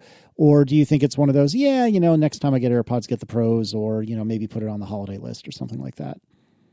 I mean, if you're an AirPods power user and you're happy with them the way they are, fine. Then I don't think you need to rush to get these until your next upgrade cycle. I would say right. If you're buying new ones and you're faced with the decision of spending whatever it is, the $80-ish more for these, I would say no question, get the Pros. They are that much better. Unless you are super in love with the other ones and you don't want what the Pros offer. But the Pros are so much better in for me, in comfort and in those features and the controls and the sound quality. To me, it's a no-brainer. But if you are super happy with the old AirPods, yeah, keep them. But if you are unhappy with any of those factors, make the jump, man. It's so good. They're so good. If Casey was over your house and said, "Can I try out your AirPods?" would you hand them to him and watch him stick them in his ears? How would you parse that, socially speaking? I would let a good friend try them. All right, you're wax friends, you're wax buddies. Yeah. Oh my God. Wax buddies. And to clarify, Casey is a good enough friend. I would let Casey try them. You can allow your bodily fluids to mingle. So some real time follow up and from some forum posts. A couple people did go to Apple stores, and the Apple store did allow them to try the AirPods. They had disinfectant wipes, and like I said, the people wipe stuff down. What would be even better is if they did the doctor's office ear scope thingy, when they're going to look in your ear with the little thing with the light. They put on the little plastic tip. They look in your ear. They look in your other ear. They pop off the plastic tip into the little garbage can, which hopefully goes to recycling somewhere, and they're done. These tips are so cheap that Apple should have a giant bucket of them. And anytime anyone wants to try out AirPods, they say, sure, AirPods Pro. They take out 2 fresh new tips, pop them in, let them try them, and then when they're done, they rip those tips out and throw them into the cool little plastic recycling bin. That would be a better system than trying to use disinfectant wipes, but disinfectant wipes is apparently what we've got. So if you're wondering whether you can try them on, you can either, if you're really good friends with Marco, try his, or you can go to an Apple store and brave the disinfectant wipes. We are sponsored this week by Handy, the easy and convenient way to book home cleanings on a schedule that works for you. Get your first 3-hour cleaning for only $29 at handy.com/ATP with code ATP. So Handy is a super easy to use service that lets you book a home cleaning in just 60 seconds. Here's how this works. Handy matches you with a top-rated pro in your area, or you can even choose who you want to work with. You can compare profiles, you can read customer reviews from real customers who have actually used each pro, and then you choose a weekly, bi-weekly, or monthly plan. Handy schedules your recurring bookings to make things easy. And the pricing is super clear, super upfront. What you see is what you pay. You can pay securely right on the app. You don't need to worry about cash or checks. You can even do tips to your pro directly on the app. And no need to worry, 100% of tips go directly to your pros.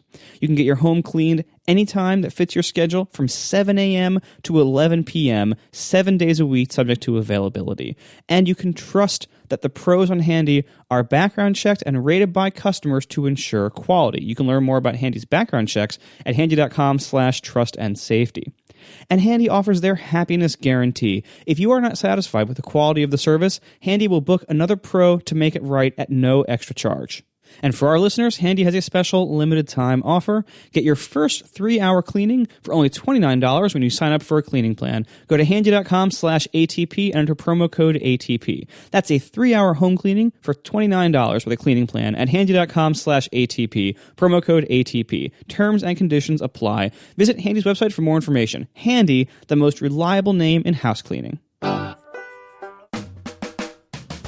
One small item that has been in the notes for a few weeks, only because it's one of those things I see on the internet and then don't hear anything about. And the obvious explanation is that it was total BS. That's why you don't hear anything about it.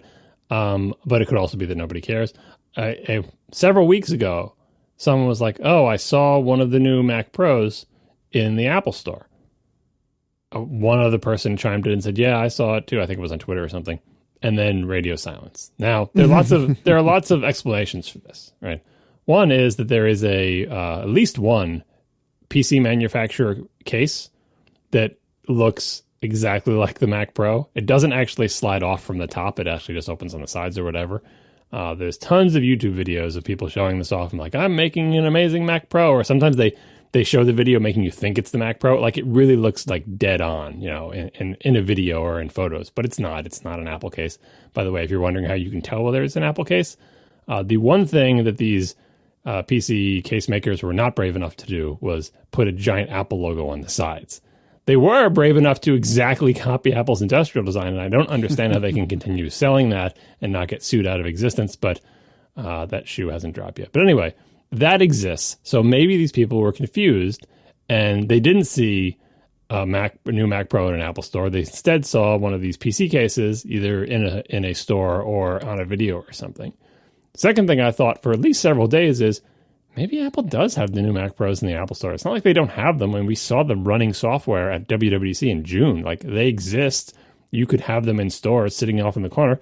And maybe just no one cares, and so no one would mention it because who the heck cares about the Mac Pro? There's trash can Mac Pros in Apple stores now too. Nobody ever mentions those. They're invisible. Like, there's also Apple TVs probably hooked up, and those are kind of meant to be invisible. But my conclusion was, after several days of this, is that these people were mistaken and or joking, and Mac Pros are not in stores. But I did have a fun little diversion into thinking that they could appear there. The only other related tidbit we have on this, people asking like, when is there going to be like a Mac Pro event? Like, they already did that. It was WWDC. There was an event. There was videos. There was music. There was a dramatic reveal on stage. We got to see them in person. They had the event. You don't need another event. That said, there is some like Final Cut Pro event coming up and other places where Apple could like have a coming out party for the fact that you can now go online and pledge your children's college fund to Apple in exchange for one of these computers. They could do that, but there's not going to be another event. The news today was that the FCC filing for this thing came through. I don't understand how that relates to the timing of the release. Fall is a long time. I think it ends in the middle of December. I'm still patiently waiting. I don't even care about when they ship, really. I just want to see the pricing so I can figure out how much of my children's college fund is going to disappear into this computer. And hem and haw probably for several weeks about configuration and stuff like that. So that time, at time of recording, that has not yet happened, and that's what I'm waiting for. I'm not waiting for an event. I don't care about the FCC filing, and I'm pretty sure these machines do not exist in Apple stores. All right, moving on to Ask ATP. James Shield would like to know, I have a 2013 MacBook Air that I'm waiting to replace until Apple fixes the keyboards. But should I also wait until they move to ARM? Are ARM Mac laptops and the associated huge boosts in performance and battery life just around the corner? Or will I be hanging on to this already 6-year-old laptop for as long as John has kept his Mac Pro? I agree that performance and battery life should get better with ARM laptops in theory, but do we really, really, really know that? I mean, of course we don't know really know that. All right. Look at the size of the battery in the iPhone compared to the size of the battery in Apple's laptops. Consider the performance numbers. Consider the battery. Obviously the screen is smaller. If it doesn't, Apple has done something terribly wrong. It'll be difficult not to make an ARM laptop that doesn't have better battery life than what we see today. Better battery life performance ratio, I should say. All right. So should one wait or should one just commit? No, if you need a laptop now, you should just buy one. You'll get a useful lifetime out of that before the ARM ones come out. And do you want the very first ARM laptops? You probably want to wait for the software to settle down and whatever the transition is. It is perfectly safe to buy, an Intel laptop now, especially since laptops I was going to say you're only going to be able to use it for 6 months before the keyboard starts breaking anyway. But who knows? That's what I would say about this. Actually, is don't wait for ARM laptops, but if you can, wait for the ones with a keyboard that works better. That's what I would wait for. I think it's still safe to buy Intel computers. And, we brought this up months and months ago when I was talking about the very real possibility that I will be buying the last Intel-based Mac Pro, before the ARM transition. I have no idea when and if the entire Mac line will transition to ARM, or if they would just do the laptops, or who knows, whatever. But I'm resigned to the fact that it could be that I spend this huge amount of money, and then the next big announcement related to the Mac that Apple has is, guess what? Everything's going ARM, and here I am with this giant boat anchor. I'm okay with that. I know it's a real thing. I'm signing up for it. Because the thing is, and because of the corner that I painted myself into, I love how I've turned this question into a Mac Pro thing. Because of this corner that I painted myself into, I've waited 10 years. If I said, you know what, at this point I should really wait for the ARM Macs, come on. You have to, 10 years, you got to just, I made my bed, now I'm going to lie in it. So anyway, I would say to James, it's safe to buy one, safe to buy an Intel Mac. It's probably not safe to buy any laptop with a butterfly keyboard in any form whatsoever. So wait for the new keyboard if you can, but don't be afraid that you're missing out on ARM stuff.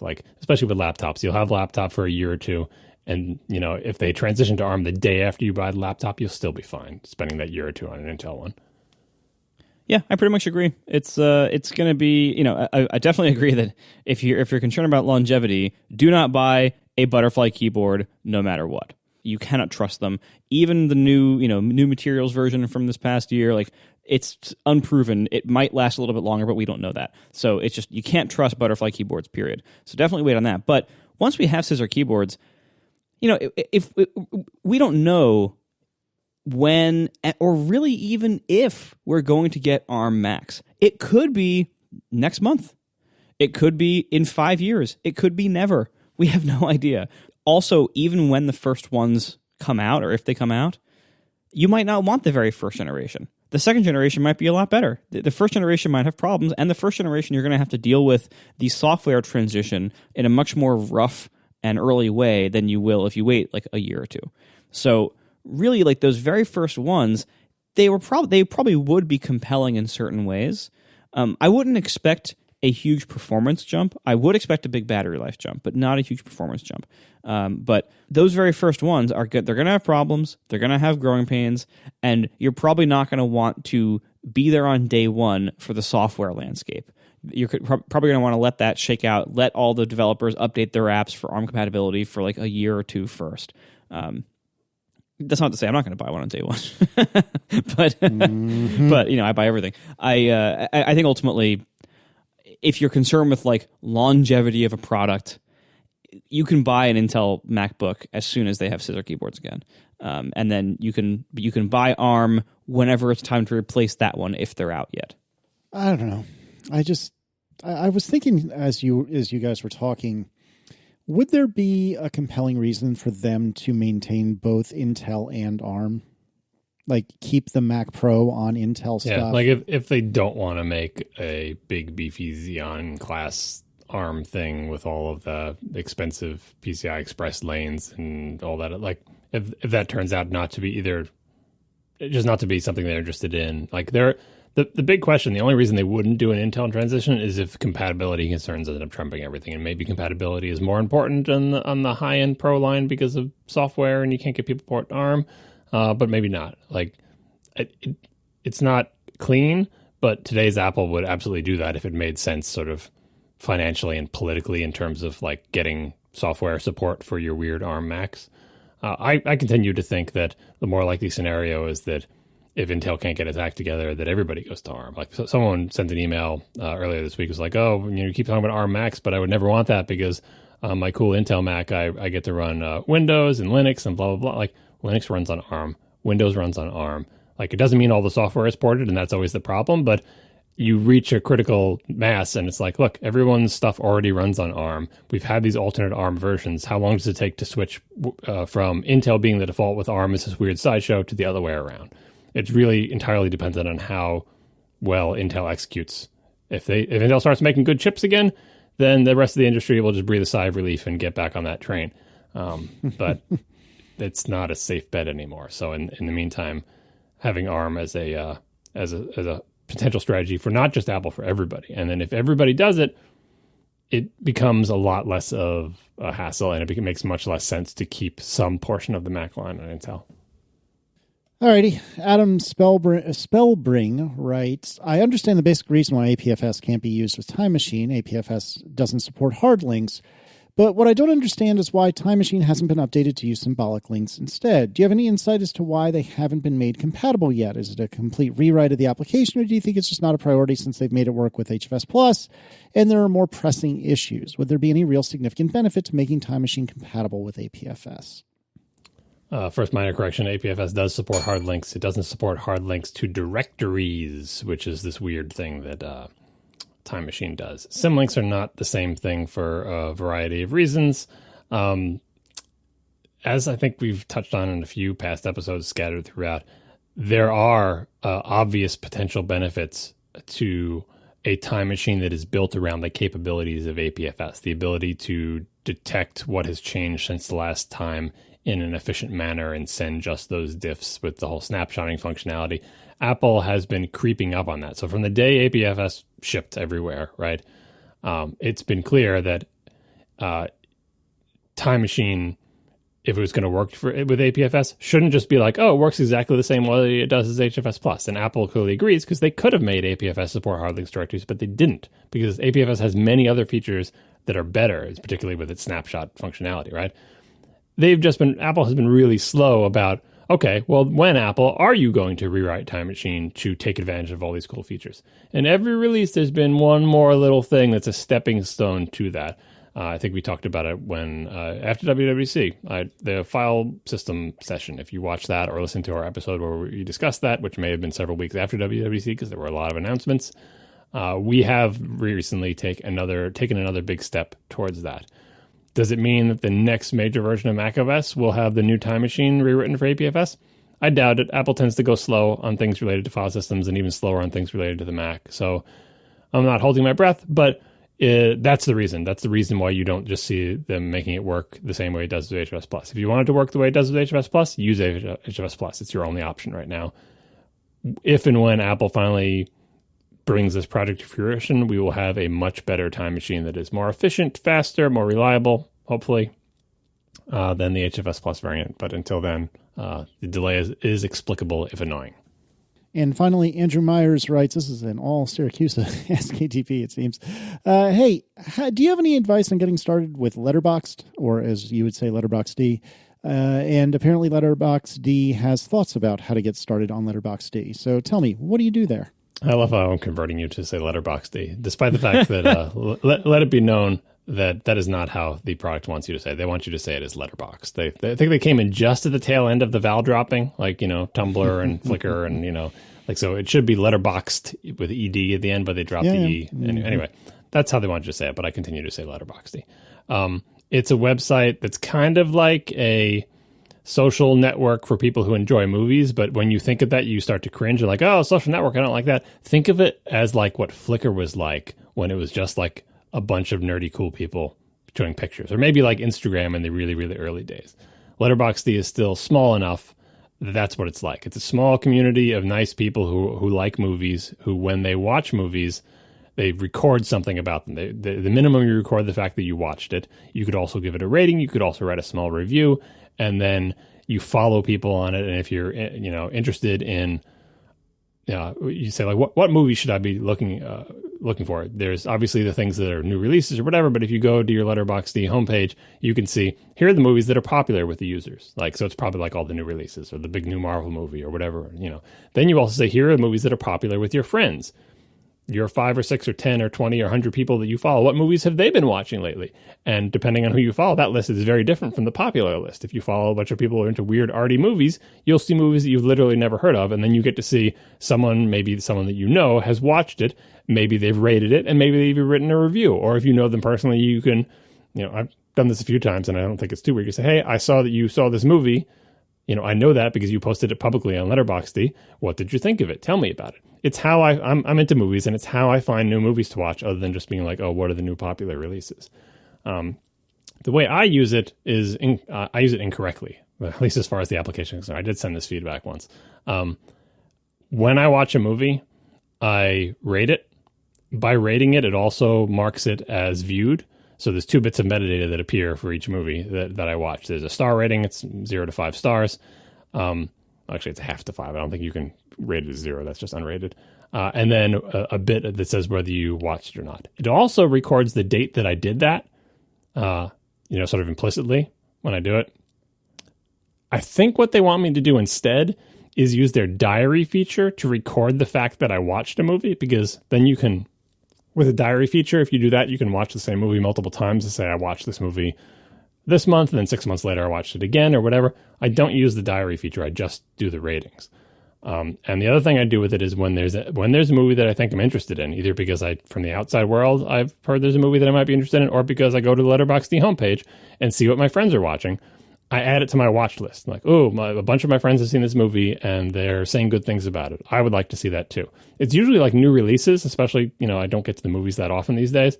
So there may be a movie that's out in theaters and lots of my friends are seeing it and I think it's good and it seems like the type of movie I would like, but there's no way I'm going to get to a theater to see it. I add it to my watch list. If I didn't do that, I will forget that movie exists. I will never think to look for it in iTunes. I will just completely, when it comes out on video, as we used to say, like, 1 to 6 months later or whatever, I will forget about it. So I add it to my watch list. Anytime I want to watch a movie, I go to my watch list, because there is a giant list of movies that I've already determined are things that I want to see. And I'll find a movie there. You can click through in the site. It links to like justwatchit.com or something, where you say, where can I see this movie? And it lists all the streaming services, and I subscribe to all of them. So eventually I can either see it or rent it or buy it or whatever.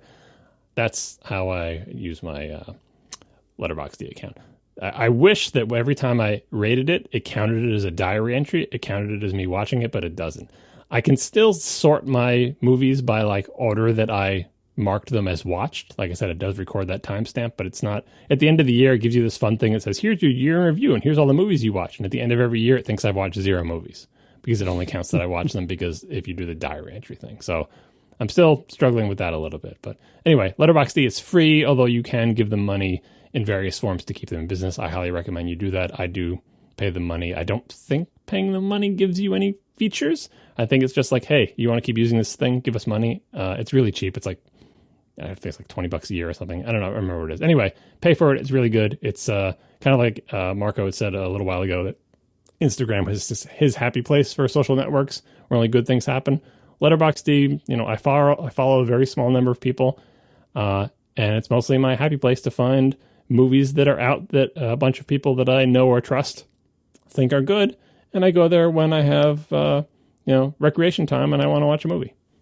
I forgot the little thing where the official Letterboxd Twitter account gave links, which we will put in the show notes, to their own instructions on how to use their website. I just described how I use it. I could be totally wrong. Anyway, letterboxd.com/welcome. And there's another one with frequently asked questions. So please follow those links to learn how you're really supposed to use the site, rather than just how I use it. Thanks to our sponsors this week, Bombas, Handy, and Backblaze. And we will talk to you next week. Now the show is over. They didn't even mean to begin. 'cause it was accidental. Oh, it was accidental. John didn't do any research, Marco and Casey wouldn't let him, 'cause it was accidental. Oh, it was accidental. And you can find the show notes at atp.fm. And if you're into Twitter, you can follow them at CASEYLISS. So that's Casey Liss, MARCOARMENT, Marco Arment, SIRAC, USA Syracuse. It's accidental. They didn't mean to. Accidental. Tech podcast so long. In our garage is Tiff's new BMW i3. You guys really like getting oddly shaped BMWs, don't you? Well, here's the thing they really don't like doing. They really don't like shopping for cars. That much is clear. That actually played quite a role.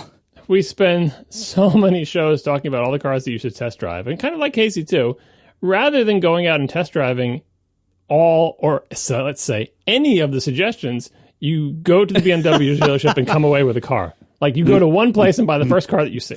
Not that I'm saying that's the wrong choice. Like, I think you probably made the right choice, but you always skip over the step where you test drive all the different cars. We'll have to maybe get her on here next week, and I would like to drive it myself too, because I haven't yet, but she doesn't drive that much. We didn't care that much about this process and this pick this time. We didn't want to spend all that time going to a whole bunch of different places, test driving a whole bunch of different things. And there's other factors that factor in here. Like, by trying things from different brands, that also means we have to go to different dealerships, and certain dealerships are closer or further away. Other dealerships that we haven't been to before are unknown of, like, how easy is it to get service and stuff like that. And this was a really easy option. We had a BMW lease to turn in. We could get another one from the same company 2 months early and very, very easily with a really good price. Because her car that we were trading in had like no miles, so we knew we had some strong bargaining chips, and that it would be really easy. And we know that the close BMW dealership is not only, again, close, but we know that service there is super easy when necessary. We didn't want to test drive for 3 weeks, going all over the place trying to find all these models to test drive. We really just wanted to have it be done, and this was an easy option. And it was so funny. Like, Tiff got in the i3, Tiff and Adam both, and they're both like, all right, this one's good. Let's get this one. And then, like, test drove it, and she was like, yep, this is great. All right, let's do it. Let's just get it and be done. I like how Adam had an opinion. He's made of us. I mean, of course he has an opinion. Like, so he instantly got in the back seat, and he's like, I like this one. Like, from the back seat point of view. And yeah, it was... So again, we've only had it for like 2 days, so this is not like a full review or anything. Again, just like the AirPod Pros. But initial impressions, and I haven't driven it yet either, but initial impressions, it's really quite nice. First of all, I love how much space we have reclaimed in the garage. It is shocking, like how much shorter it is. Again, the major performance attribute of Tiff's car is how much it impinges on Marco's car. Yeah, that's all that matters. It was kind of funny. So, like, the process of getting it, like, so we went in, we're like, hey, we're interested in the i3, let's test drive one. And they are about to be they are between model year production right now. Like, they no longer are making 2019s. They're starting to make 2020s, but you can't place an order for one right now. Like, we're in like a gap of a few months where you just can't order one. So it was either wait until after her lease expired by a couple of months before getting a custom ordered one for 2020 at some unknown price, or take advantage of a really quite compelling lease special that made the 2019 one very price competitive with the rest of its category, which it usually is not. but they had a really strong lease special to clear out the 2019s, as long as we could find one in local inventory that we wanted, because you couldn't order them anymore. And it turns out that there was one that we test drove that was a demo model that only had like 100 miles on it, and because it was a demo, it was fully loaded. The only downside, maybe, is that it has the range extender, the little gas engine that can like add something like 60 miles or so of range to it. If we were going to order one, we would have ordered it without that, just because we don't need it, and it just adds weight and cost. But it seems like all the local stock always has the extender. So we did have to get that by doing it this way. But otherwise, it was everything we wanted. And because it was a lease special and a slightly used store demo model, we got a really, really good lease deal on it. This is another AirPods situation again, isn't it, with the demo model? So how many butts have been in that seat? Oh, goodness. Well, it only had 100 miles on it, and the test drive route is probably a good 4 or 5 miles long. So 20 butts maybe? You think a 20-butt car you got? Yeah, maybe something like that. Yeah, and so it was kind of funny too. Like we have put so little time into this. Like we've had this car in our garage now. Tiff's driven it, a couple times for errands so far, but like we still haven't charged it yet. I still haven't found the charger. I know it came with one. I assume it's somewhere in the vehicle in some kind of compartment or something. It took until this morning before I even found like the gas hole. So I'm like, we need to put gas in it at some point. The gas hole, that's what they call it. Somewhere there's a hole that we put gas into, and I knew where the electric plug was, which is where the gas hole usually is on cars. So I'm like, well, where's the gas hole then? And eventually found it. You've learned that you're the gas hole. Yes, I was the gas hole all along. How big is the tank on that thing? 2.5 gallons. Oh, that's great. Like one of those little things that you carry to the gas station. That's the full tank. Yeah, right. Yeah. Oh my gosh, that's true. Yeah, it doesn't actually drive the car, right? It just charges the battery, right? Yes, it doesn't drive the wheels at all. It's like a motorcycle engine, and it's just like a little generator basically. It just recharges the battery. But yeah, so we haven't like done any setup yet. We haven't even put the Easy Pass in it yet, and I haven't even disabled the incredibly loud beep of the unlock when you use the remote to unlock it. The very first thing I ever did with any BMW was disable that beep. Thank God you can, unlike some vendors. But yeah, haven't even done that yet. So we've done very little of it. But so far, it seems really nice. And again, like we just didn't care to go do 1,000 things. So it was a super easy thing to just go get this one. It was a lot of things we wanted for a really good price because of the various specials and discounting and the trade-in that we had for her last lease. Like we got a fantastic deal on what this car is because it's fully loaded, and so and we got a great deal even on like what would have been a great deal on a base model, and we paid that for a fully loaded one. So it's very, very nice so far, and it's funny like.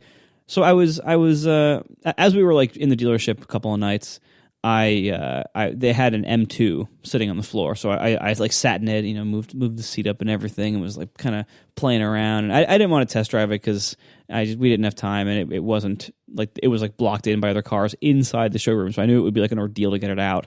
And I'm like, all right, I'm not going to bother with that. But I was like, man, I loved my little 1M that I had very briefly, and the 2 Series, like the M2 is shockingly close to the 1M. Like they've changed very little about it. Like even the interior is the same. Like it's extremely similar. I don't know. It has proper cup holders, whereas the 1M just had a little like loop, didn't it? Oh, you're right. The 1M had this weird little like stick-in thing into the center. But right. Yeah, so it's a little better, but not much. It's very lightly edited. but anyway, I was saying, I was like, I wish for the second car need, if it were up to me, my pick would just be an electric 2 Series. Like that's the 2 Series. I love the 2 Series because you sit up at sedan height, but it's a small little coupe. Like most small sporty cars, you're basically sitting on the ground. Like you sit so low, and I don't love that perspective or some of the safety issues that it has. And with the 2 Series, you sit almost at regular sedan height, but you're in a small car. I like that a lot. So all this time I was thinking like, man, I just can't wait. I just want BMW to make an electric 2 Series. That would be perfect. And what's interesting is that the i3 is a lot closer to that than I expected it to be. It actually is almost an electric 2 Series in so many ways. Like in an approximate footprint, in a lot of the design of the interior, a lot of the features that are offered, the features that are not offered, it really is actually very close to what I want. And what's interesting, just being a passenger so far, The visibility inside is fantastic. Like you get these huge windows, and you're sitting up almost at crossover or compact SUV height, but not quite that high, but it's close. So like you have a great perspective, you have great visibility, and it feels, again, it's still only as a passenger, it feels really zippy and quick. Electric just feels so glorious. Like as soon as we got into that car and Tiff stepped on the gas, I was like, I can't buy an M2. I can't have non-electric ever again. Like once you go electric, it ruins you. It totally ruins you. So far, again, we've only had it a few days, and I still haven't driven it. But so far, we're pretty happy with it, actually. Good. Well, congratulations. Everyone I've spoken to has an i3 or has had an i3, swears by them. I have a hard time getting past the look of it. But it looks completely ridiculous. But you get past it real quick when you see how little space it takes up in your garage. You were comparing it to the M2, and I understand what your point was, but like, it is not shaped like the 2 Series at all externally. Like, and that's the reason why it has the visibility of a big, tall, a weird van with the nose cut off. Like it's a large, it's a miniature minivan with like, and those are all good attributes. I'm just saying like. Externally, it shares nothing with the M2, but it is a small car and it is zippy, and you do sit up higher in it, and so that all makes sense. But I think, by the way, I think the reason why everyone's like, Casey said, like everyone who has an i3 loves it. This has been true for many years and will continue to be true because we're in this period. Like when anybody gets their first electric car, they're going to profess that they love this car, no matter which electric car it is, right? And so i3 owners, like, chances are very high this is the first electric car, and they're going to rave about it up and down, especially because it's quirky, because it's shaped weird, because it has all the attributes the cars didn't have before, because it doesn't have to have a big engine in it, and it's got that whole tall van thing with the big visibility. Of course, they're all going to say they love it. The question to ask any of those people is, how many electric cars have you owned, right? It's probably their first one, right? Same thing with Chevy Bolt owners. Same thing with the Leaf owners. Everybody who gets their first electric car loves it and attaches a lot of love to that car. Even the GM EV people, like the EV1, GM lead acid battery. Those people love their cars because it was their first electric car, because it was anybody's first electric car. So keep that in mind when you hear people raving. And we see it in the chat room anytime we mention stuff. The Leaf owners all love their Leafs. The i3 owners all love their i3s.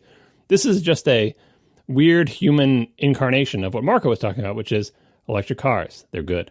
And when you get your first one, you decide that it's not that electric cars are good, it's that this car is good. It's like when you get your second or third, you realize actually what you like is electric cars. Yeah, and because, they're really good. Turns out, like, electric cars are so disruptive because the only problem for so long has been price and a limited number of models. And those are both getting better pretty quickly now. Like, you're getting a lot more model options now in the market, and the prices are coming down. And so, like, if you can go electric, I strongly recommend it. It's so good. And if you want to be extra super woke, you can counter what Marco just said and say, actually, electric cars aren't disruptive at all. They're just a replacement of internal combustion cars with a different way to accomplish the same thing, but they're perpetuating our car-centric culture and not helping with congestion. And what we really need is modern public transportation in cities built around people and not cars. I agree with all of that, but on the smaller scale, what Marco said is true. They are disruptive to the internal combustion engine. So we need to do all these things. We need to replace internal combustion cars with electric cars, but we also need to largely replace cars with better public transportation in cities built around human beings rather than cars. Oh, fully agreed, but most of that stuff is not going to happen anytime soon in the U.S. You never know. Like, the meme, the associated meme is they show you pictures of some, like, city, like, I don't remember, it's like, is it Finland? No, maybe it's, I don't know, it's the Netherlands maybe. They show you what the city looked like in the 70s, and it looked like a U.S. city. And a mere 30 years later, it looks totally different. So yeah, it doesn't happen overnight, but it's also not impossible. So I hope we start trending in that direction. In the meantime, electric cars are awesome. If you have the means, he highly recommends them. I was going to make that same joke and beat you to it. That's all right. Marco doesn't know what that's from either, so it's fine. No, I knew that was a line that is a reference. I don't know to what. Yep. That's we should have some sort of marking scoring scale. Marco identifies that it's a reference. There's like 1 point. Marco knows it's a reference from the correct form of media, whether it be television or is another point. And then, and then Marco knows what it's from. That's like 3 points. And then Marco knows what it's from and has seen it. That's like the maximum score, I suppose. We'll never get there. That would only be like The Wire. That's no, the only like option. Friends, Office. He's seen a lot of stuff. It's just there's not a lot of overlap. I'm not well versed in those things to be able to reference them.